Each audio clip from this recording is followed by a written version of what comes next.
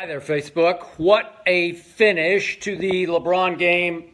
I'm assuming you just saw because I just finished it. So bottom line to what I just saw, get the Raptors out of my sight.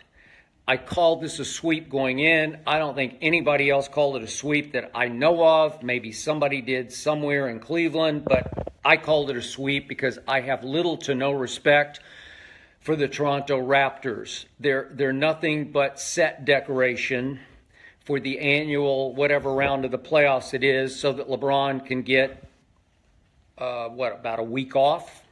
They're nothing but rest.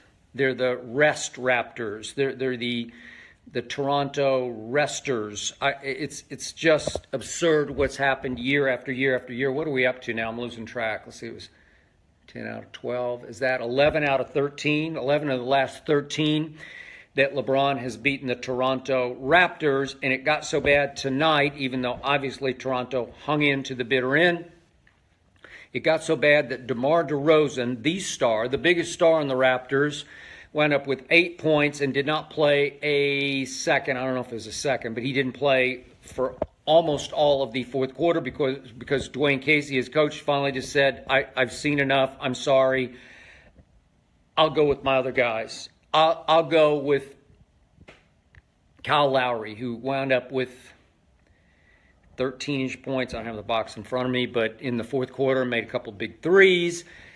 And it brought us down to critical play at the end where somebody was going to have to shoot the free throws that could have ended the game. So, once again, right on schedule, LeBron James was losing his touch at the free throw line.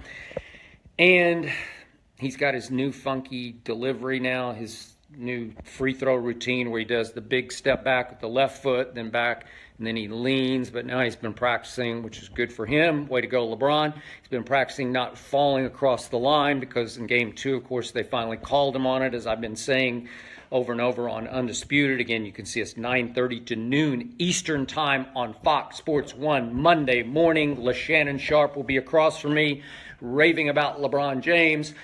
And LaShannon picked this in 6, and I picked it in 4. So his math is dwindling down. I guess he's going to have to stick with it. You know, I always stick by my guns. So I guess he's going to have to pick Toronto to win both Game 4 and Game 5, I guess, to get back on schedule for his prediction. Anyway, that was a quick tangent. Back to the play at hand. So LeBron losing his free throw motion and touch, had LeBricked a couple of them, and he's feeling a little shaky at the free throw line. So he is highest IQ in all of basketball. As soon as the shot was made, he ran to take the ball out of bounds so that he could inbounds to anybody else who could shoot the free throws other than LeBron. You would think that the best player on the planet, quote unquote, would have George Hill take the ball out of bounds to him so that he would, try to get open quickly so that 2 Raptors would have to come foul him, and he would be the one at the free throw line shooting the potential clinching free throws. So they were up 2. They needed 2 to get up 4. Game would have been over with 15-ish seconds left. And it was Jeff Green, who's a very good free throw shooter, much better free throw shooter, career and playoffs than LeBron James. So Jeff Green made the first one with no problem, and I'm thinking, just end it. Just get these guys out of my sight. Please, Jeff Green. No, he went LeBrick.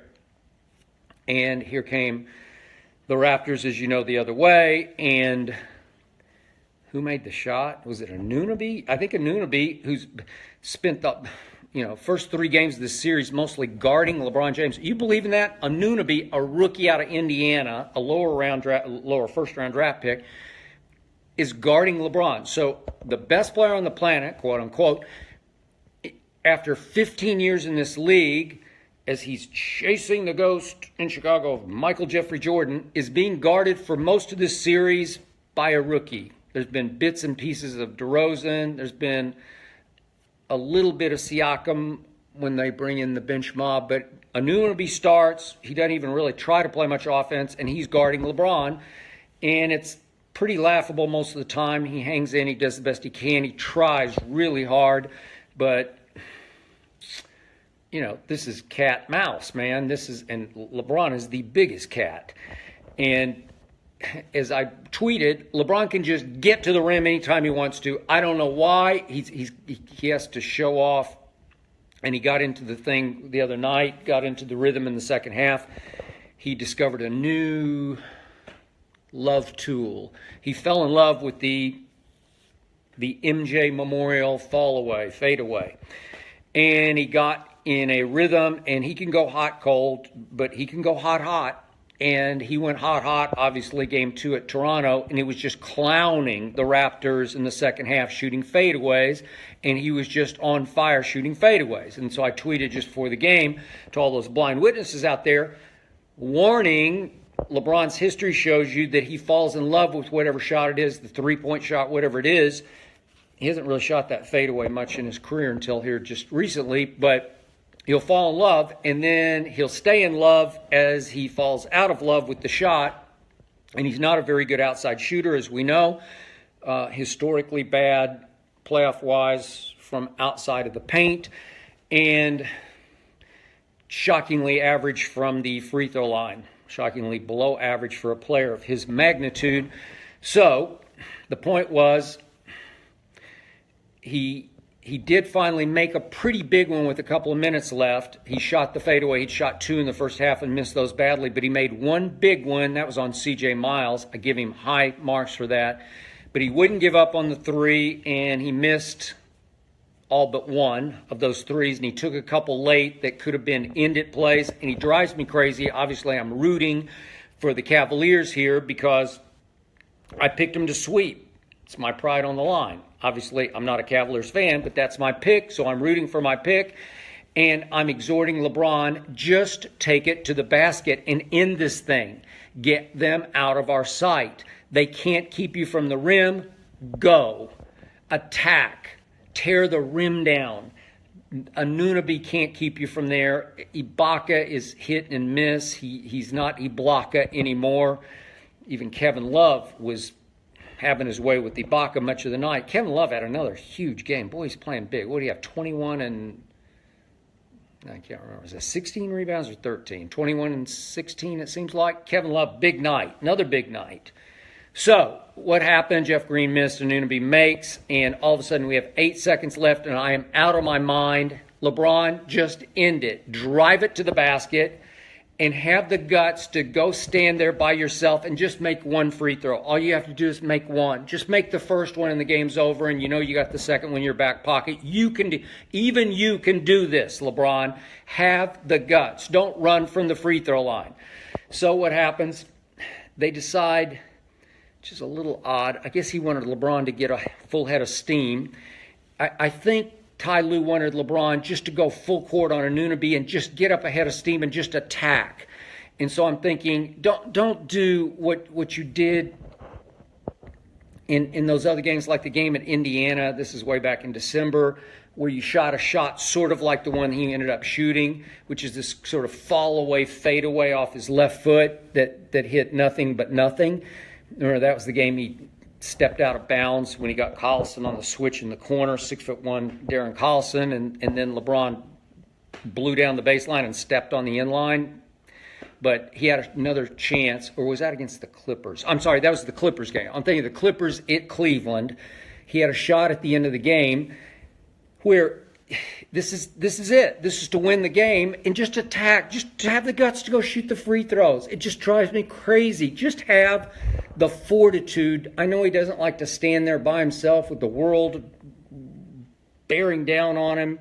It's a lonely place, that free throw line, with no time remaining, and you have to make one. Obviously, at the end of the regular season, he had to make 3 at Philly, and I said that was his worst nightmare. And, of course, he clanged LeBrick number 2 there, and then was forced to miss the third one intentionally. They almost won it anyway. Don't get me started on the Sixers. I'll get to them briefly in just a second. But in this case, LeBron is, I think Ty Lue wanted him to get a full head of steam, full court. And here he comes, dribbling left-handed. Just attack it. Just go up on Ibaka and just try to slam it on him. He's going to foul you, as he had on the previous play. when LeBron missed the free throw. Just go. In the second free throw, on the last two he shot, it bounced all around. I don't know how it went in, but it did. But it gets, the demons were going back in LeBron's head, and he's thinking to himself, the last thing I'm going to do is shoot those free throws, and I'm out of my mind. I'm telling my wife, Ernestine, just go. Just take it to the rim and go to that free throw line. And, of course, he fades and falls away. And he took the highest degree of difficulty shot because this is vintage LeBron. He's been doing it his whole career. I'm going to shoot the hardest shot possible, and if it misses, everybody will say, that was virtually impossible anyway. You still got overtime. So he's in a good spot because it's not sink or swim. It's not do or die. It's not weight of the world on LeBron. He can just fire up from anywhere, and the heart of the shot, usually in the bad old days, going back to the first go-around in Cleveland, that was the shot he would shoot from 35 feet. He would just pull up and shoot a three, and it would just bound off the back iron or bound off the backboard. It would be a horrible miss, but he could just shrug and say, well, that's all I had. No, it's not all you had. Just go to the basket. Greatest driver of the basketball ever. I say it on Undisputed, again, 9:30 to noon Eastern on Fox Sports 1. I say it time after time, straight from my heart. Greatest attacker of the basket in the history of the game, including Michael Jordan. Best passer in basketball right now is LeBron James. Best attacker of the basket in the history of basketball. You can have anybody you want. Kobe Bryant, Oscar Robertson, I don't care. Let's go back to Elgin Baylor. Name somebody. Pete Maravich. I'm just throwing out names. But nobody, including the greatest player ever in any sport, Michael Jordan, could attack the rim the way LeBron can. He's just an unstoppable freight train. He's just bigger than Jordan was. Jordan was 6'6", 2... I don't know, he bulked up a little bit in the end. I used to see him, he used to work out at the same place. How I got to know his trainer, Tim Grover. I don't know what Michael weighed in the end. Maybe 215 or 20, maybe, but I don't think so. I'm going to say 210 to 215. What's LeBron? 6'9", 260? I mean, he's sculpted, man. Like Shannon says, LaShannon Sharp on Undisputed, 9:30 to noon Eastern, Fox Sports 1. He says, vibranium. Okay, is he on vibranium? Should they start testing for vibranium? Because he looks like he's on vibranium to me, but whatever. So just attack. LeBron, you got a rookie on you. You got this kid from Indiana who doesn't have his man body yet. Just take him right to the hole. If Ibaka comes over like it happened just, a minute before, he's going to have to just hammer you in mid-flight the way he did, and Dwayne Casey's up there like grabbing his head like it was a terrible call. No, it wasn't. He just hammered him. It was a body foul. It was an all foul. He got him with his body, arm on arm. That would have to happen at the buzzer if LeBron just blew right by Anunoby, as he'd been doing it all game. He's been doing it all series. So he falls away and fades away to his left. And I'm not completely convinced he aimed off the glass, because he can shoot some wild last-second shots, and I'm not sure that one was aimed at the glass. He's going so fast left-handed, and the backboard is dwindling quickly as he gets to the baseline where it's getting close to where you can't shoot it off the backboard because there's none left. That's how close it was getting. And he's going full speed, and he throws it up, and it's kind of drifting to the left. The shot's drifting to the left and just happens to catch a touch of backboard and drop through. Is it possible he didn't call glass? You better believe it's possible. But God bless you, LeBron. It went in. That's all I know is it went in. I'm happy because I called sweep. I called it. It wasn't a lucky call. It was just a sweep because Toronto is lousy. They have no backbone. They don't have basketball character. It's a team built only for the regular season.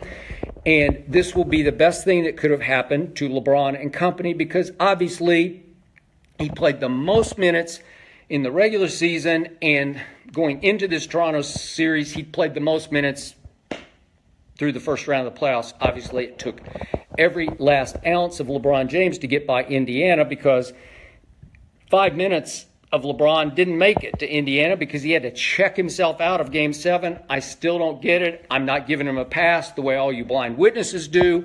LeBron James was something going on. I think he was mentally cramping at that point because he wasn't limping. He wasn't grimacing. I didn't see any minor injury. He seemed to be walking just fine. He just checked himself out and went to the locker room.